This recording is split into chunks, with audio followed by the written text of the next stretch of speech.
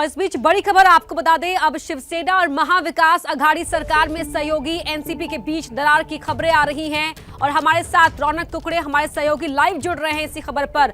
रौनक, क्या ऐतराज है अब एनसीपी नेताओं को, उनके मंत्रियों को? जी देखिए, मुख्य तौर पर कल देर रात को अजीत पवार जो राज्य के उप मुख्यमंत्री है उनके घर पर एनसीपी के प्रमुख नेताओं की बैठक हुई थी और जो सूत्रों के हवाले से जानकारी मिल रही है उसके मुताबिक जिस तरह की राजनीतिक गतिविधियां और शिवसेना के कैंप में जो उथल पुथल देखने को मिल रही है, खासतौर से लगातार एक के बाद एक विधायक जो है वो एकनाथ शिंदे के कैंप में मुंबई से गुवाहाटी पहुंच रहे हैं। ऐसे में शिवसेना में जो कुछ चल रहा है उसको लेकर एनसीपी के इन बड़े नेताओं में इस बात का शक है कि शिवसेना के एक बड़े नेता इस पूरी गतिविधि के पीछे जो है उनका हाथ हो सकता है। एक बड़ा शक जो है वो एनसीपी के नेताओं का यहां पर देखने को मिल रहा है। मुख्य तौर पर मैं आपको बता दूं कि अजीत पवार के घर पर कल देर रात को करीबन 8:30 से 10:30 बजे के बीच में जो बैठक हुई उसमें जयंत पाटिल जो प्रदेश के अध्यक्ष है, कैबिनेट मंत्री है, वो मौजूद थे। राज्य के गृह मंत्री दिलीप वळसे पाटिल मौजूद थे, खुद अजीत पवार वहां मौजूद थे। इसके अलावा हसन मुशर्रफ वहां मौजूद थे, जितेंद्र आव्हाड मौजूद थे। तो जो प्रमुख एनसीपी के नेता है इन्होंने ये बैठक की थी। दरअसल इस बात पर भी आश्चर्य व्यक्त किया गया है कि सरकार एक तरफ जो है वो मजबूत है, इस तरह का दावा मुख्यमंत्री की तरफ से किया जाता है, लेकिन ऐसे वक्त में कल वो फेसबुक लाइव करने के बाद अपना जो सरकारी आवास है वे छोड़कर वे अपने घर मातोश्री की तरफ निकल जाते। तो ये जो मूवमेंट सरकार की तरफ से और खास तौर से मुख्यमंत्री की तरफ से किया गया, इसको लेकर भी आश्चर्य व्यक्त किया गया है। और ये भी चर्चा इन नेताओं में हुई है कि अगर वाकई में सरकार अल्पमत में है तो आगे की एनसीपी की रणनीति क्या होगी। मैं आपको बता दूं कि आज खुद एनसीपी प्रमुख शरद पवार ने विधायकों की और मंत्रियों के साथ सुबह 11 बजे वाईबी चौहान सेंटर में बैठक बुलाई है। देखना महत्वपूर्ण होगा कि क्या इसको लेकर जिस और इशारा किया जा रहा है कि वो बड़ा नेता कौन है जिसके कहने पर यह सब कुछ हो रहा है, क्या उसको लेकर एनसीपी प्रमुख तौर पर सीधे तौर पर कोई बड़ा आरोप लगाती है, कोई बड़ी बात कहती है। मैं आपको बता दूं कि ये जो पूरी गतिविधियां चल रही थी इसको जो इंटेलिजेंस विभाग है उन्होंने ये सूत्र हमारे बताते हैं कि मुख्यमंत्री को भी इस बारे में इत्तला दी थी कि पिछले 6 महीने से एकनाथ शिंदे और उनके करीबी जो है इस तरह क्या फैसला ले सकते हैं। इसके इंटेलिजेंस रिपोर्ट अहम जानकारी आप दे रहे हैं और जाहिर सी बात है इससे शिवसेना की चिंता जरूर बढ़ेगी। और इसी पर बात करने के लिए हमारे साथ शिवसेना प्रवक्ता आनंद दुबे जुड़ गए। आनंद जी, अब एनसीपी भी नाराज होती हुई दिख रही है। इसके पहले अभी तक तो सवाल ये उठाए जा रहे थे विरोधियों की तरफ से कि उद्धव ठाकरे इस्तीफा कब देंगे। कल उन्होंने सरकारी बंगला भी छोड़ दिया। अब एनसीपी भी कहीं ना कहीं अंदर खाने नाराज दिख रही है आपसे। देखिए, ऐसा है कि हमसे कोई नाराज नहीं है। शरद पवार जी समय समय पर फोन कर रहे हैं, खुद भी मिलने आए, सुप्रिया जी साथ में रही, कमलनाथ जी मिलने आए, साथ में बाला साहब कोराट जी सब आए। तो देखिए, जब महाविकास अघाड़ी सरकार है, एक फैमिली जैसा है, अगर संकट है तो सब उसमें सहभागी है। और ये जो नाराज हैं ये सूत्रों के हवाले से पता चलता है। पता नहीं वो सूत्र कौन होते हैं, कौन नाराज है, किसी का नाम तो पता चले कि कोई नाराज है, हम उनसे जाके बात करें। और रही बात हमारे सरकार के अड़चन की, तो कल आदरणीय उद्धव ठाकरे जी ने स्पष्ट कह दिया, हम सब छत्रपति शिवाजी महाराज के सैनिक हैं। अगर हमारे प्रजा में, हमारे राज्य में एक व्यक्ति भी हमसे दुखी है, एक व्यक्ति भी हमारे चरित्र और हमारे काम करने के तरीके से खुश नहीं, तो ठीक है भाई, हम अपने पद को त्याग देते हैं, हम इस्तीफा दे देते हैं, हम छोड़ देते हैं कुर्सी।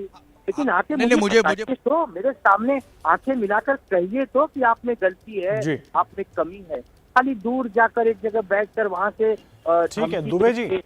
आनंद जी मेरा आपसे सवाल ये है, आनंद जी मेरा आपसे सवाल है, आनंद जी मेरा सवाल यह है आपसे कि लगातार एक के बाद एक विधायक जो है वो एकनाथ शिंदे के कैंप में जा रहे हैं। जो विधायक है, कल भी आपके 2 मंत्री जो है वो उद्धव ठाकरे के साथ कैबिनेट में मौजूद थे। उसके बाद आज सुबह खबर ये आ रही है कि वो एकनाथ शिंदे के साथ पहुंच गए। मुझे ये बताइए कि आपका इंटेलिजेंस विभाग कर क्या रहा है? आपके पास राज्य का मुख्यमंत्री पद है, तो क्या आप लोगों को इस बात की कोई जानकारी नहीं है कि मंत्री आपके गुवाहाटी निकल रहे? देखिए, ऐसा है कि मंत्री और एमएलए ये कोई छोटे बच्चे नहीं होते 4 साल कि जिनको हम कहें कि भैया आप मत जाइए, आप रुक जाइए, आप चले आइए। उन्हें जाना है वो जाएंगे, जिन्हें वापस आना है वापस आएंगे। हमने कल ही तय कर लिया है कि ठीक है, अब वो बहुमत का आंकड़ा पेश करें। अगर उन्हें लगता है कि उनके पास बहुमत है, उनके पास जो एंटी सिलेक्शन लॉ है, अगर उसके तहत वो पास हो जाते हैं तो ठीक है, वो करें टेस्ट, हम भी उसका जवाब देंगे। लेकिन अब ऐसे खाली टीवी पे जो खबरें चल रही हैं उसको देख देख डरें और मायूस होकर बैठ जाएं, ऐसे हम लोग तो नहीं हैं। जवाब देने हम से पहले अपना- उद्धव ठाकरे ने सरकारी बंगला क्यों छोड़ दिया दुबे जी? वो जवाब देने के लिए उद्धव ठाकरे मुख्यमंत्री हैं, जवाब देने के लिए डटे रहना चाहिए था वहां पर। नहीं तो डटे हैं ना, तो मातोश्री तो हमारा मंदिर है, अब हम मंदिर में आए हैं, अब वहां से हम बैठ के अपनी रणनीति बनाएंगे।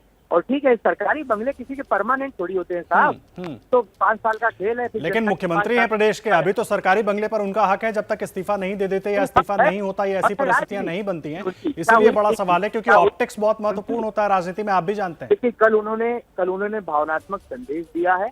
उन्होंने कुल्हाड़ी का जिक्र किया था कि जब कुल्हाड़ी पेड़ को काटती है, तो जब पेड़ कटता है तो पेड़ को दर्द होता है, लेकिन उस कुल्हाड़ी से नहीं, उस लकड़ी से जो उसी पेड़ की टहनी से निकलकर बनाई गई है। तो थोड़ा सा भावनात्मक समय है। उन्होंने उचित समझा कि मातोश्री चलना चाहिए। आदरणीय बाला साहब ठाकरे जी का पूरा जीवन वहाँ बीता है, उद्धव जी का बचपन बीता है, तो वहाँ चल के वहाँ बैठ के हम देखेंगे क्या करना है। और रही बात वर्षा की, वो तो आज भी हमारा है, जब तक हम सत्ता में है, जब तक सरकार हमारी है, तब तक वर्षा तो कहीं नहीं जा रहा। लेकिन मातोश्री आना जाना ये पहले भी लगा रहा है सब। उद्धव जी पहले भी मातोश्री आते जाते रहे, आदित्य जी आते जाते रहे, तो ये कोई बहुत बड़ा विषय नहीं है। और हम हर सामने के लिए तैयार हैं, जो भी परिस्थिति होगा उसका सामना करेंगे। दुबे जी, जिस तरह से कल शिवसेना ने एक पत्र भी लिखा था विधायकों को और कहा था कि अगर आप मीटिंग में नहीं आएंगे तो आप पे डिसिप्लिनरी एक्शन लिया जाएगा, लेकिन किसी भी तरह का एक्शन लेती शिवसेना दिखाई नहीं दी। आखिर शिवसेना का प्लान ऑफ एक्शन क्या है? वो कब अपनी ओर से ऐसे विधायकों पर एक्शन लेगी, और एक्शन लेगी तो किस तरह का एक्शन लेगी? बहुत कुछ आपको जल्द ही पता चलेगा। अभी हम अपनी रणनीति पर काम कर रहे हैं। रणनीति बताई नहीं जाती है। जिस प्रकार बीजेपी अपनी रणनीति पर काम करती है, उसी प्रकार हम अपनी रणनीति पर काम करते हैं। अगर लगता है कि एकनाथ शिंदे जी के पास बहुत सारे विधायक हैं, तो दुबे जी देखिए, महाराष्ट्र जानना चाहता है कि महाराष्ट्र की सरकार को अस्थिर करने वाले जो विधायक अभी फिलहाल गुवाहाटी के इस 5 सितारा होटल में बैठे हुए हैं, उन पर कार्रवाई करने की बात की थी, और ये सोचा गया था कि अगर इस तरह का मैसेज, इस तरह का पत्र उन तक जाएगा तो शायद किसी तरह का जवाब एकनाथ शिंदे या उनके समर्थकों की तरफ से आएगा, लेकिन वो किसी भी तरह का जवाब नहीं आया, बल्कि इनकी ताकत बढ़ते ही जा रही है। ऐसे में क्या शिवसेना के लिखे उस पत्र का कोई मोल नहीं, कोई वैल्यू नहीं? अगर आपको ऐसा लगता है कि इन्होंने उस पत्र की कोई वैल्यू नहीं दी, तो अब तक कोई संकेत देना चाहिए। नहीं, ऐसा कोई बात नहीं है कि उस पत्र की वैल्यू नहीं है। हमारे प्रतोद ने वो पत्र लिखा था पार्टी के, जो विधिमंडल में हमारे प्रतोद होते हैं। अब ठीक है, पार्टी उस पर काम कर रही है। पार्टी लीगल जो हमारी टीम है उनसे भी सलाह ले रही है, चुनाव आयोग से भी बात कर रही है कि क्या एक्शन आगे हम ले सकते हैं इनके ऊपर, क्योंकि अब मामला, क्योंकि उन्होंने हमारे सिंबल पर चुनाव लड़ा है और बागी हुए हैं, तो बहुत सारी चीजें इसमें देखनी होती हैं। इसको आनंद फानंद में इसके फैसले नहीं लिए जाते। ठीक है आनंद जी, बहुत शुक्रिया आपका हमारे साथ जुड़ने के लिए। तो आनंद दुबे, शिवसेना प्रवक्ता, उन्होंने ये बताया है कि कोई तकरार नहीं है, लगातार शरद पवार से फोन पर बातचीत भी हो रही है उद्धव ठाकरे की। ऐसे में जो तकरार की खबरें हैं उनका खंडन करते हुए नजर आए हैं आनंद दुबे। लेकिन ये बड़ी खबर और बड़ा अपडेट है कि एनसीपी और शिवसेना के बीच तकरार की खबरें जरूर निकलकर सामने आ रही हैं। हमारे सहयोगी रौनक कुकड़े हमारे साथ लगातार जुड़े हुए हैं। रौनक, आनंद दुबे तो खंडन करते नजर आए, कहा कि शरद पवार से लगातार फोन पर बातचीत हो रही है, लेकिन उन्होंने ये नहीं बताया कि उनकी क्या रणनीति है, क्योंकि रणनीति एकनाथ शिंदे की यहां पर ज्यादा मजबूत और शिवसेना की कमजोर पड़ती हुई जरूर दिखाई दे रही है। जी, निश्चित तौर पर, और यही सवाल जो है वो खड़ा होता हुआ दिख रहा है। मैं आपको बता दूं कि जब से राज्यसभा के चुनाव कुछ दिन पहले 10 जून को महाराष्ट्र में राज्यसभा का चुनाव हुआ, उसके पहले से ही जो शिवसेना के विधायक है उनको होटलों में शिफ्ट किया गया था, और अब तक वे सभी विधायक जो है होटल में थे। ऐसे में एक एक कर ये विधायक जो है उन होटल से निकलकर गुवाहाटी की तरफ रुख कर रहे हैं। ऐसे में सवाल ये बनता है कि क्या वाकई में जिस का शक जो है वह एनसीपी के नेताओं की तरफ से, मंत्रियों की तरफ से उपस्थित किया जा रहा है अंदर खाने जो बैठक हो रही है उसमें, इसीलिए ये कहा जा रहा है कि इसमें कोई शिवसेना के बड़े नेता के बिना आशीर्वाद के ऐसा मूवमेंट हो पाना नामुमकिन सा है, क्योंकि जो शिवसेना की स्टाइल रही है काम करने की, पार्टी अध्यक्ष उद्धव ठाकरे के आदेश पर चलने वाली ये पार्टी है और पार्टी के इतने सारे विधायक जो है वो एक साथ बगावत करके अगर दूसरे राज्य गुवाहाटी में शिफ्ट हो जाते तो निश्चित तौर पर इसका सवाल इस पर उठता है और यही वजह है कि उनके सहयोगी जो पार्टी है वो इस तरह के सवाल जो है उठाती हुई दिख रही है। हालांकि मीडिया के सामने फिलहाल खुलकर कोई बात करने के लिए तैयार नहीं है, लेकिन हमारे सूत्र ये जानकारी दे रहे हैं और जिम्मेदारी से हम ये बता रहे हैं कि अंदर खाने इस तरह की चर्चा हुई है जिसमें उनको ये शक है कि शिवसेना के बड़े नेता के बिना आशीर्वाद के ऐसा करना या ऐसा होना असंभव है। जी बिल्कुल रौनक, तो ये देखना होगा कि आखिर किसकी शह पर या फिर किसके आशीर्वाद से ऐसा हुआ, लेकिन शिवसेना को भी ये समझना होगा कि जो रणनीति वो अंदर बैठकर बना रहे हैं अब कदम उठाने की जरूरत है, क्योंकि दूसरी तरफ तो एकनाथ शिंदे की तरफ से हो सकता है कदम उठा भी लिया जाए और राजभवन तक चिट्ठी पहुंच भी जाए, जो सूत्र बता रहे। जी निश्चित तौर पर आज किसी भी वक्त जो है इस तरह की डेवलपमेंट देखने को मिल सकती है, क्योंकि जिस तरह से संख्या लगातार एकनाथ शिंदे के कैंप में बढ़ती जा रही है, जो हमारी जानकारी है करीबन 40 विधायक जो है अब तक वहां पर जो है वो पहुंच चुके हैं। इसमें 38 करीब शिवसेना के विधायक है और इसके अलावा कुछ निर्दलीय वहां पर पहुंचे हैं। आज सुबह भी शिवसेना के 3 विधायक जो है वो गुवाहाटी के रेडिसन ब्लू होटल में पहुंच चुके। तो कुल मिलाकर जो एंटी डिफेक्शन लॉ है जिससे ये विधायक बचना चाहते थे वो संख्या एकनाथ शिंदे कैंप में पूरी होती हुई दिख रही है। और अगर आज ये पत्र राजभवन में भेजा जाता है तो निश्चित तौर पर उद्धव ठाकरे और इस सरकार के लिए मुश्किल बढ़ सकती है और उसके बाद का जो कोर्स ऑफ एक्शन है वो देखना दिलचस्प होगा। लेकिन उसके पहले उद्धव ठाकरे क्या भूमिका लेते, उन्होंने वर्षा जो सरकारी आवास है वो तो छोड़ दिया। रौनक, तो उद्धव ठाकरे के हर स्टैंड पर नजर बनी हुई है लगातार आपके जरिए और दूसरे सहयोगियों के जरिए। एबीपी न्यूज सबसे पहले इस बड़े सियासी संकट पर हर अपडेट दर्शकों तक पहुंचा रहा है। तो एक तरफ एनसीपी शिवसेना में तकरार की खबरें आ रही हैं तो वहीं दूसरी तरफ शरद पवार एक्शन में दिखाई दे रहे हैं। महाराष्ट्र में जारी उथल-पुथल पर एनसीपी प्रमुख शरद पवार ने विधायकों की बैठक बुलाई। इससे पहले उद्धव ठाकरे से भी मुलाकात की थी।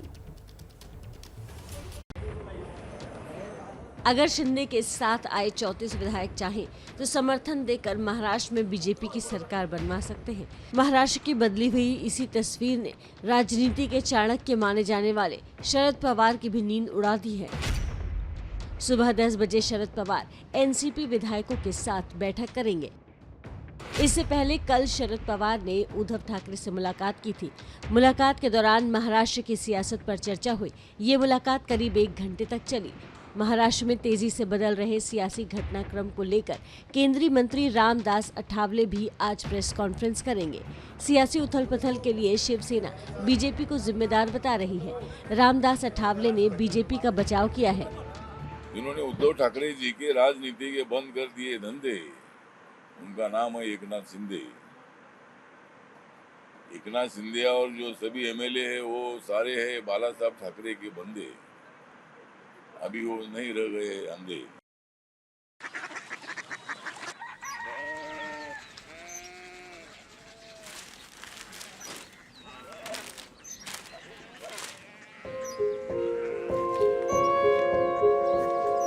बाबा बाबा Korea city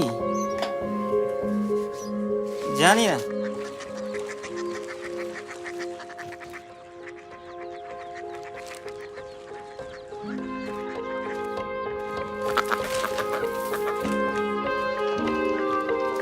Korea city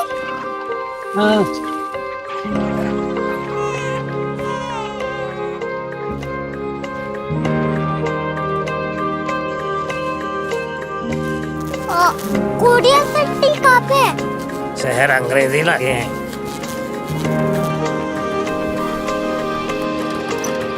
Korea city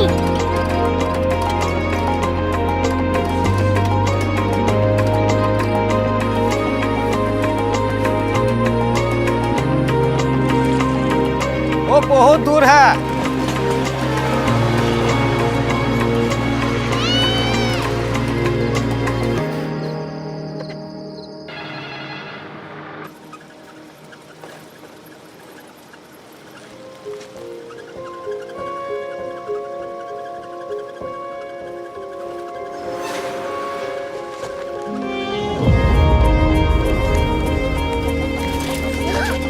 Korea city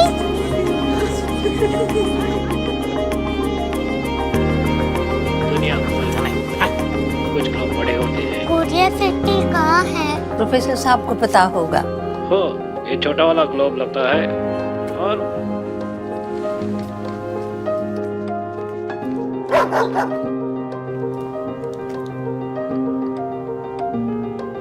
पता नहीं, मेरी बेटी से जाके मिल लो, शायद उसे मालूम हो।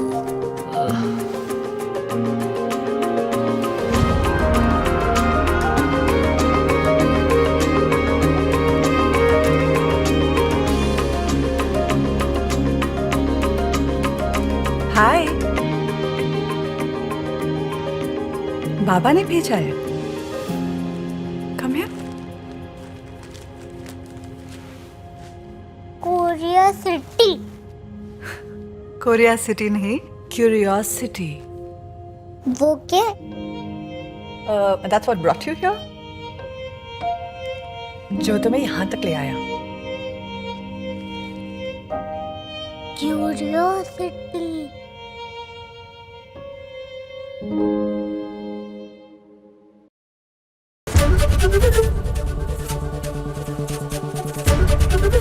एबीपी न्यूज आपको रखे आगे।